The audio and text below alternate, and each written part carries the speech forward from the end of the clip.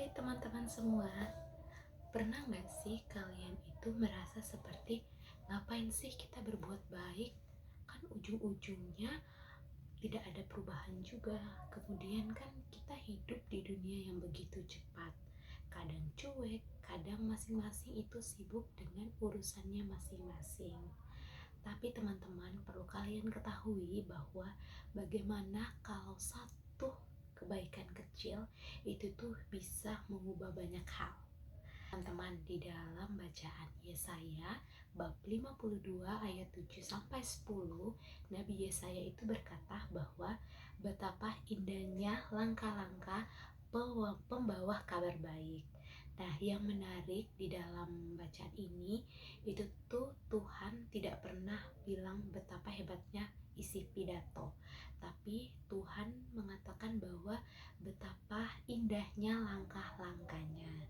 Nah, arti dari kalimat ini itu artinya bahwa Tuhan itu tuh bekerja lewat hal kecil, lewat orang biasa, kemudian lewat tindakan-tindakan sederhana.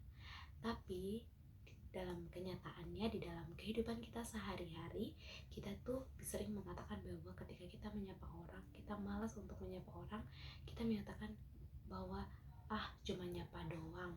Cuma hal-hal tersebut itu tuh bisa jadi pembawa kabar baik yang ditunggu oleh orang lain.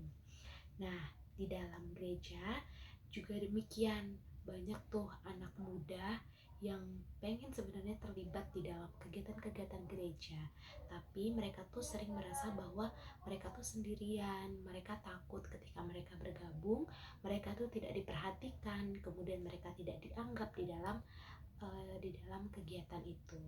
Sekarang aku akan mengajak teman-teman semua untuk menonton satu film pendek. Film ini nih gak pakai ceramah yang panjang, kemudian ceritanya juga sangat-sangat sederhana namun menyentuh di hati. She wasn't someone you'd notice in a crowd, just an ordinary librarian with a quiet, simple life. Every day, Maria would walk through the park on her way to work, enjoying the crisp air and the rustling of leaves underfoot. But on this particular morning, something caught her eye. Sitting alone on a worn-out park bench was a young boy, shivering in the cold. Kind for someone else. The next day, he saw an elderly neighbor struggling to carry her groceries. Remembering Maria's kindness, Alex offered to help her. The old woman was very grateful and started telling Alex stories about her life. Alex began visiting the elderly woman often, helping her with chores and listening to her stories.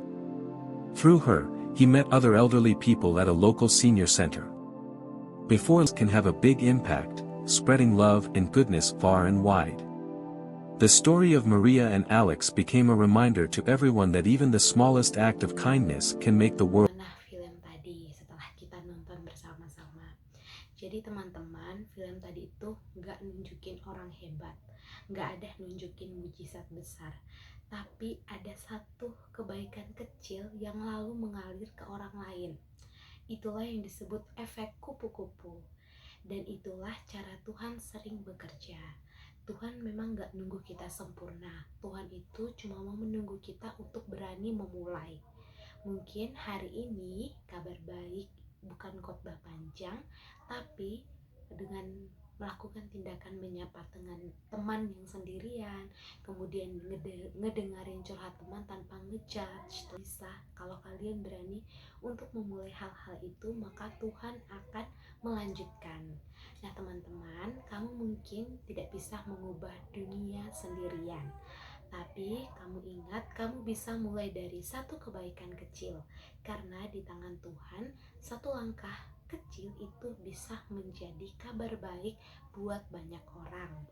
Kamu mungkin tidak bisa mengubah dunia ini secara sendirian, tapi perlu kalian ketahui, kamu bisa mulai dengan membuat satu kebaikan kecil. Mungkin hanya kecil, tapi di tangan Tuhan, satu langkah kecil itu bisa menjadi kabar baik buat banyak orang. Jadi teman-teman, tetap melakukan banyak kebaikan di tengah-tengah kehidupan yang berjalan sangat cepat ini.